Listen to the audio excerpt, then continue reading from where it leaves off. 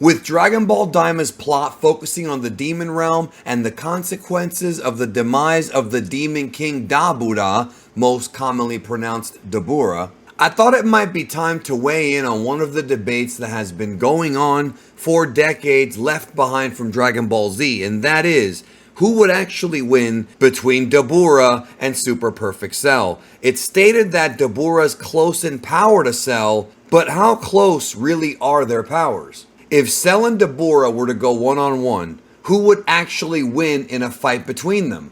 Today, I'm breaking all of that down for you, so stay tuned. We got a brand new merch design, the 3 pure-blooded Saiyans in their most powerful forms. Ultra Instinct, Ultra Ego, and Full Power Broly right now in the Geekdom 101 store. Get it in many colors and sizes, a variety of options for you to choose from. Whatever you think looks the best. And if you don't want like a regular shirt, there are tons of different design choices. You can get a mouse pad. You can even get it on a hat or a baseball cap. For a limited time only, the link will be in the description.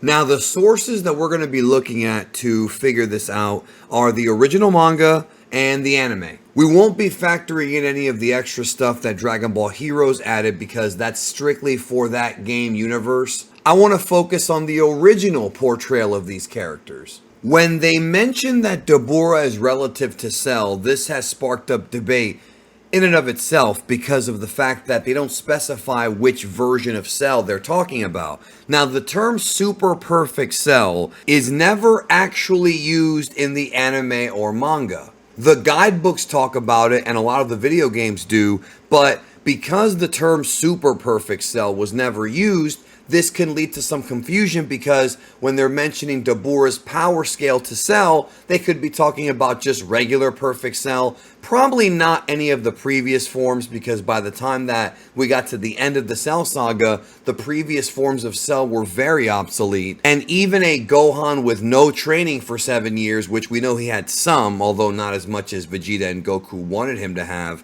relatively speaking, would have still one-shotted both first and second form Cell. So for the purposes of this exercise, I think we should stick to the strongest version of Cell that Gohan faced, which was Super Perfect Cell. This version of Cell was able to smack Vegeta away, kill Trunks with one shot, and render Gohan's left arm completely useless. And as a result of that attack, Gohan claimed to have lost half of his energy. However, Goku assured him that that was not the case because he knew that Gohan had power reserves in his body that Gohan himself didn't even believe in.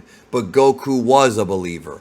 And he was right because Gohan was able to defeat Cell. I produced a video on this channel about the power of Super Saiyan 2 Gohan and discussed how I think a lot of people really don't understand how strong he was because they think that Vegeta is the reason that Gohan killed Cell, and it's not, because Gohan completely obliterated Cell, destroying everything including his nucleus core, which at the time nobody else could have done. Gohan was the strongest on Earth by a very, very large margin. Can you imagine if Gohan had never injured his arm, but was still able to tap into those power reserves? Absolutely terrifying levels of power at that time. So even though Super Perfect Cell is commonly scaled to be close to Super Saiyan 2 Gohan, this would probably be more so the Super Saiyan 2 Gohan that fought Cell prior to unlocking his true power thanks to Goku's motivation. So let's just say that the Super Perfect Cell was equal, if not maybe a tiny bit stronger than the one who was fighting Cell before he self-destructed. So I think it's a pretty safe scale to go by. Maybe Cell edged Gohan out a little tiny bit, but that was, as I mentioned, not Gohan's true potential hidden within him.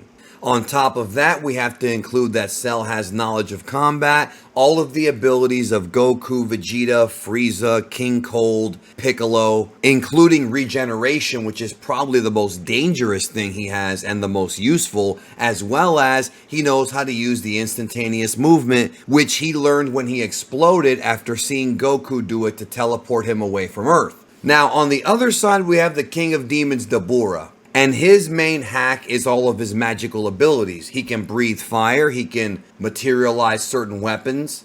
He obviously has telekinetic powers just like Cell does, so I'm not really going to count that as being anything special. But his most dangerous technique is his magical saliva that can turn you to stone. In Dabura's first appearance, we see him do this to Krillin and Piccolo, and they remained that way until the spell was broken as a result of Majin Buu taking out Dabura. We don't see much of Dabura in Dragon Ball Z, but we do know he got a Majin power boost from Babidi's dark magic, hence why he has the M on his forehead. So if Dabura were to fight Cell, and it was prior to the Majin boost, it's pretty safe to say that Cell would dominate him power-wise. But what about the Dabura that we actually saw in Dragon Ball Z fight Gohan? So even though I do think that fire breathing and conjuring up swords and spears out of nothing is a very cool technique, they're all very awesome techniques, they're not going to do anything against Cell, let's be honest.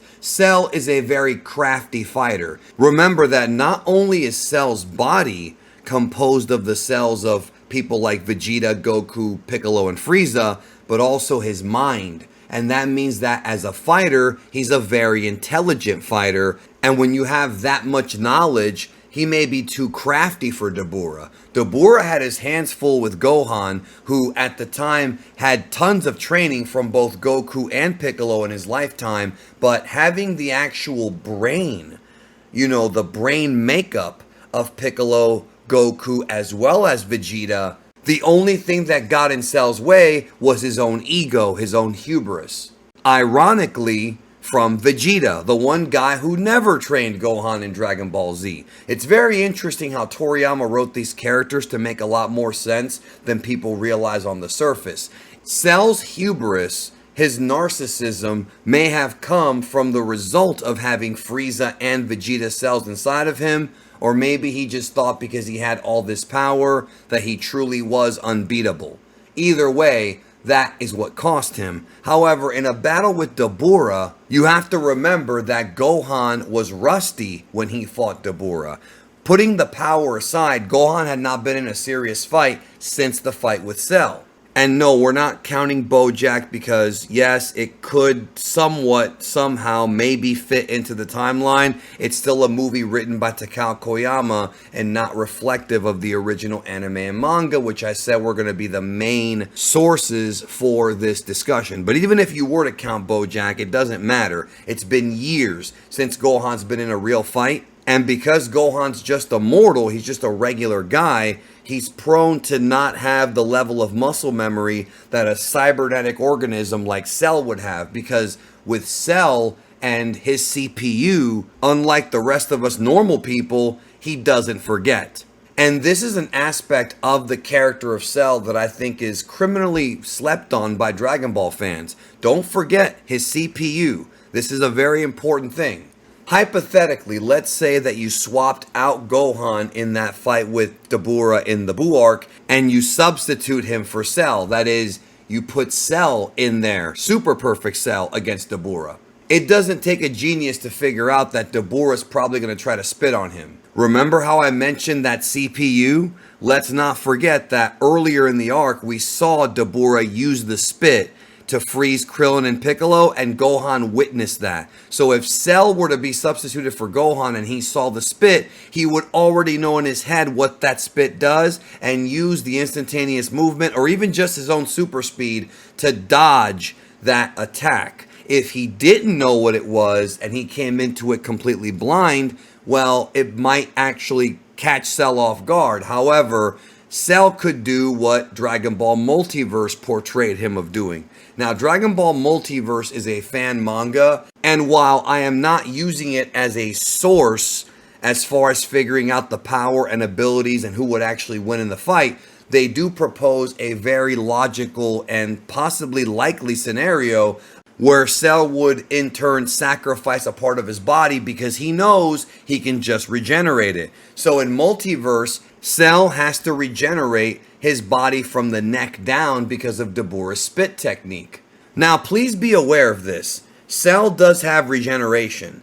His regeneration is somewhat quick. I would say quicker than Piccolo's because of that CPU, and the way his body's structured. But unlike Majin Buu's regeneration, it is not distinctly magic based. Majin Buu's regeneration and stamina is the most dangerous and most potent version of regeneration we've ever seen in Dragon Ball. But you have to remember, when comparing Majin Buu to Cell, Cell has the powers and intelligence of all of these different fighters. Majin Buu has to absorb them to get those abilities, like when we see Super Buu absorbing Gotenks and Piccolo and later Gohan. He was able to increase his fighting intellect as well as his abilities. Cell has that programmed into him. I'm bringing this up because it is once again an example of Cell's CPU and why he is craftier than Majin Buu and definitely craftier than Dabura. If Dabura's spit does land on Cell, he will quickly understand what's going on and be able to make a quick decision based on the situation, whether it be removing a part of his body or something of the sort and regenerating. And some people are going to say, well, what if Dabura throws multiple globs of spit? Or what if the stone spit starts working very fast? Well, Cell can quickly just teleport away, remove the spit by cutting off the limb that the spit is on, regenerating it, and then coming back. And by then he'll have knowledge of the spit and know to avoid it. Ultimately, the reason as to why Super Perfect Cell is actually a more dangerous match for Dabura than even Gohan is more so based on Cell's brain than Cell's brawn. Vegeta himself makes a statement that he felt that Dabura was really not a difficult challenge for him as long as they could avoid the spit. If Vegeta and Goku both figured this out, you don't think Cell would too? Let's not forget what happened in the Cell Saga when Cell fought Trunks.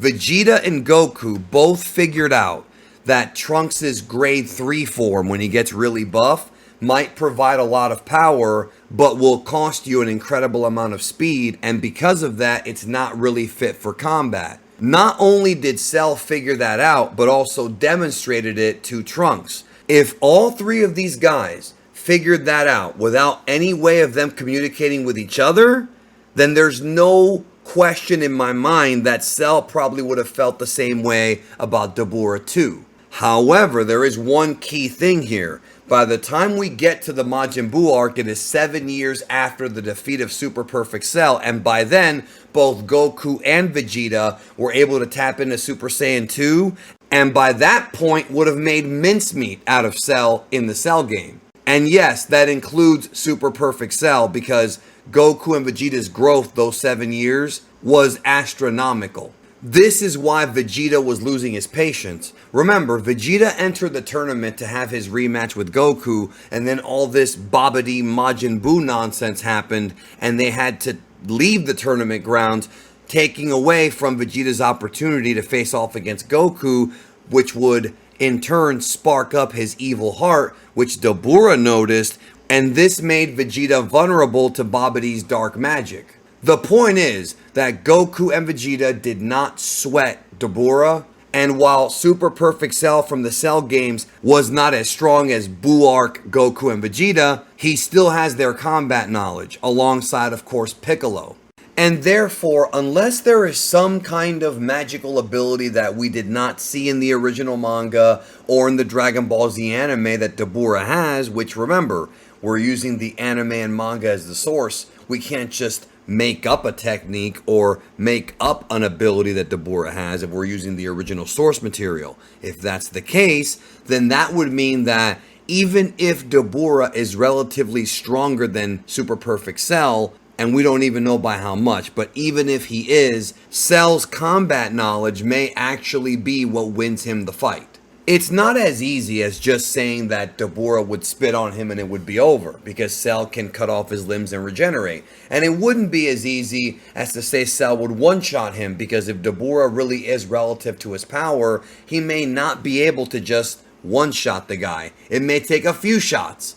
And remember, if they are having a physical battle, and if Dabura's winning, Cell could also exploit Zenkai because he can regenerate. Dabura does not have those abilities. You have to remember that despite what anybody says, and despite what you even may have thought growing up, Dragon Ball is about more than just fighting and about more than just physical strength. All of those things are important, and the focus on training and physical strength is something that is in no way a detriment to the story of the series, but I think a lot of fans forget that the series is a lot more than that, because the series also tries to get you to understand the concept of mind, body, and spirit, and the incredible power of having a strong mind and having combat knowledge. Even going up to the modern stuff like Battle of Gods, Beerus and Whis both talk about how the Saiyans have an incredible knowledge for combat and could be a problem if left unchecked.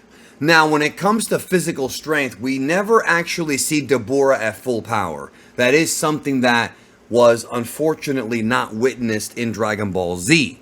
And still, Goku and Vegeta seemed very confident, but because of that, that could tip the scales. However, in order for Dabura to defeat Cell, he would have to spit on him a numerous amount of time. But because Cell has instantaneous movement, aka the instant transmission, I just don't see how Dabura could land the spit on him once Cell figures it out. So to me, if Cell and Dabura fight, Cell would be able to figure out the spit technique, dodge it, maybe even catch Dabura off guard with one of the flying discs that Frieza uses, that we see Cell use against Goku during his fight with Goku in the Cell games, and slice Dabura's head off or cut him in half, or maybe just blast them at point blank range like what Goku did to Perfect Cell during their fight using the Warp Kamehameha. Unfortunately, we can't really gauge full power Dabura, whether or not he would be able to outspeed or outpower Super Perfect Cell at that range. So that tells me that based on just techniques and combat knowledge, Super Perfect Cell would win. That being said, power scalers may disagree, and feel free to, because Dabura probably is more physically powerful. I'm not denying that. But all of that knowledge inside of Cell's CPU, if he manages to put away the ego, would probably lead to him scoring a victory. However, if he makes the mistake of underestimating Dabura, or if he doesn't quite finish him off and he does the typical thing that Dragon Ball villains do, I could see Dabura charging up and really putting him away. It just comes down to how Cell will approach the fight. If Cell approaches the fight like a Saiyan, wanting to battle, wanting to prove himself, but also understanding the danger of his opponent, he would be a lot more tactical. Whereas if Cell goes into the fight assuming that it's going to be a walk in the park, Dabura might end up walking his ass to school. I'll catch you in the next one.